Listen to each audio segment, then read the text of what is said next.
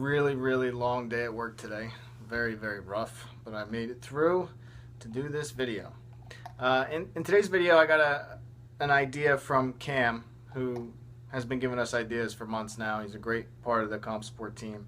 And in his idea for the video, he was talking about dealing with aggression and anger in recovery.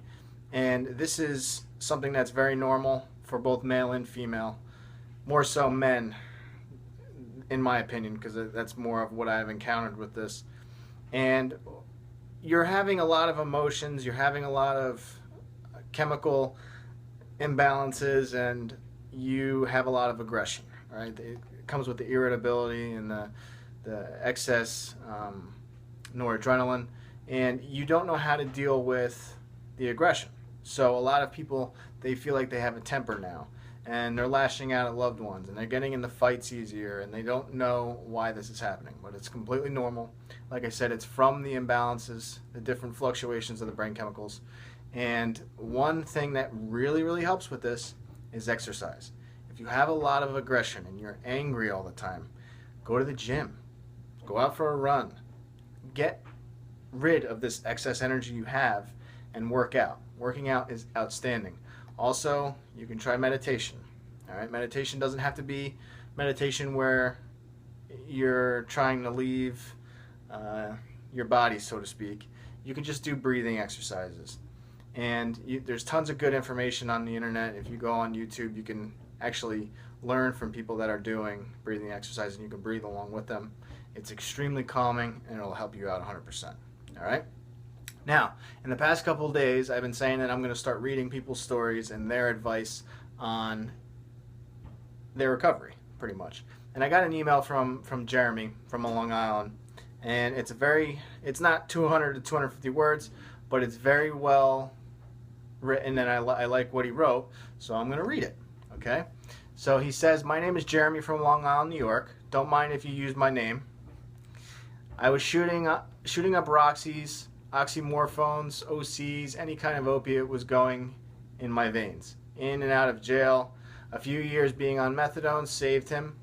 It was definitely giving me a chance to change my behavior. I became spiritual, practiced yoga, became vegetarian, and was high on life, spiritually and my health, so much that I chose to taper off methadone and have my freedom.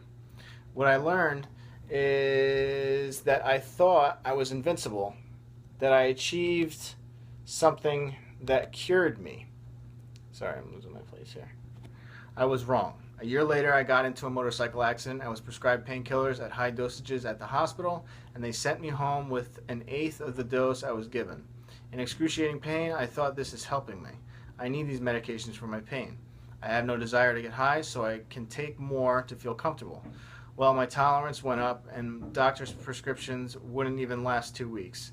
Before I saw it coming, my behaviors changed, and I realized that I was addicted again. I was swallowing the pills, and since times changed, and the only opiates on the street is heroin, I started using, still not to get high, to self-medicate my physical pain. In a few weeks of trying to grip my addiction and wean down, I had a horrible toothache. Nothing was killing the pain. I stole my father-in-law's car to get a syringe for instant relief. This went on for a few weeks, and I felt so ashamed every time I medicated. I remembered my methadone detox, how much strength I had, my will, my attitude. Through my methadone withdrawals, I chose to laugh and be happy and not see the dark side of it." That's awesome. "I made the decision at that point to wean down again. I have 2 kids. Life is different now. I had to take responsibility. I searched YouTube for advice and found Ryan from comsupport.com. I watched his videos and broke down and cried. From that point on, I started to remember that if you embrace withdrawals with a positive attitude and look at the light side of everything, it's a pleasure to free up those energies and feel again. I built up my will and made the choice to change. I'm tapering off morphine sulfate and withdrawal daily, learning to face it again. When I'm down to my last dose, I'm inspired to share my story on YouTube. Because if Ryan's support had this much of an impact on my choice to change, then I do want to give back and create my own videos, which would be awesome.